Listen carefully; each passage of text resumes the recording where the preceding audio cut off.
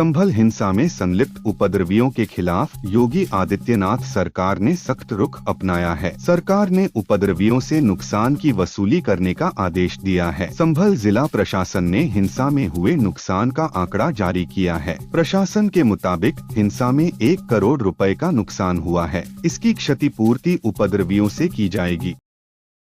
CM योगी ने अयोध्या के राम कथा पार्क में 4 दिवसीय 43वें रामायण मेले का शुभारंभ किया। इस मौके पर सीएम योगी ने सपा पर जमकर हमला बोला। सीएम ने कहा, डॉक्टर लोहिया राजनीति में आदर्शवादी थे, वह समाजवादी नेता थे। उनके आदर्शों पर चलने वाली सपा अब परिवारवादी पार्टी बन गई है। सपा अपराधियों गुंडों के संरक्षण के बिना उसी तरह तड़पती है जैसे पानी के बिना मछली।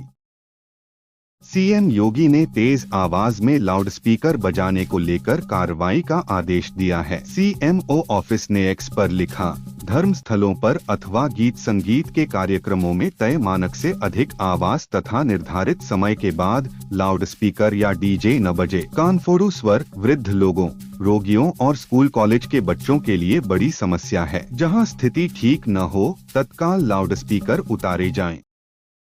सीएम योगी ने अयोध्या के राम कथा पार्क में 4 दिवसीय 43वें रामायण मेले का शुभारंभ किया। इस मौके पर उन्होंने सपा पर जमकर हमला बोला। सीएम ने कहा, कुछ लोग जाति की राजनीति करते हैं। आज समाजवादी पार्टी परिवारवादी पार्टी बन गई है। 500 साल पहले जो बाबर ने किया, बांग्लादेश और संभल में वही हो रहा है। संभल और बांग्लादेश की घटना एक जैसी है।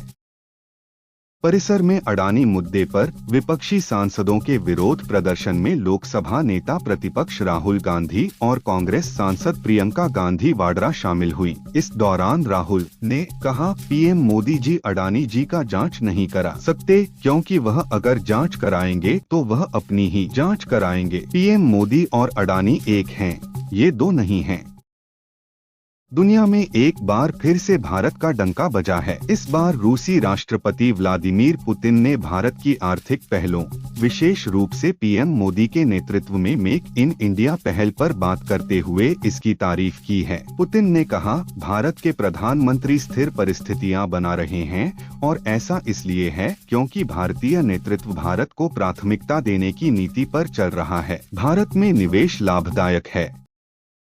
शिवसेना यूबीटी नेता संजय राउत ने कहा, अब एकनाथ शिंदे का समय खत्म हो गया है। अब शिंदे महाराष्ट्र में कभी मुख्यमंत्री नहीं बनेंगे। ये लोग शिंदे की पार्टी भी तोड़ सकते हैं। देवेंद्र फडणवीस के पास बहुमत होने के बावजूद 15 दिन तक ये सरकार नहीं बना पाए। इसका मतलब पार्टी के अंदर कुछ गड़बड़ है। कल से ये गड़बड़ आपको दिखेगा। ये स्वार्थ के लिए एक साथ आए हैं, लेकिन फिर भी हम सीएम का अभिनंदन करते हैं। मुरादाबाद के मझोला इलाके में मंडी समिति के गेट नंबर 2 के पास बीजेपी नेता संजीव चौहान पर हमला हुआ है। हमले के बाद बीजेपी नेता को इलाज के लिए अस्पताल में भर्ती कराया गया है। उनके सिर में चोट लगी है। संजीव चौहान बीजेपी के मंडल अध्यक्ष हैं। मंडी के गेट पर खड़े कुछ युवकों से उनकी बाइक टकरा गई थी। इसी बात को लेकर उनका विवाद हुआ था। यूपी मदरसा शिक्षा परिषद अधिनियम 2004 में संशोधन किया जाएगा। इस अधिनियम के दायरे से कामिल यानी स्नातक और फाजिल यानी स्नातकोत्तर डिग्रियां बाहर की जाएंगी। इसके लिए शासन स्तर पर प्रस्ताव तैयार किया जा रहा है। मदरसों को लेकर सुप्रीम कोर्ट के हाल ही में एक फैसले में मदरसा शिक्षा परिषद अधिनियम की संवैधानिक वैधता को बरकरार रखा है। इससे पहले इलाहाबाद हाई कोर्ट ने मदरसा अधिनियम को असंवैधानिक करार दिया था।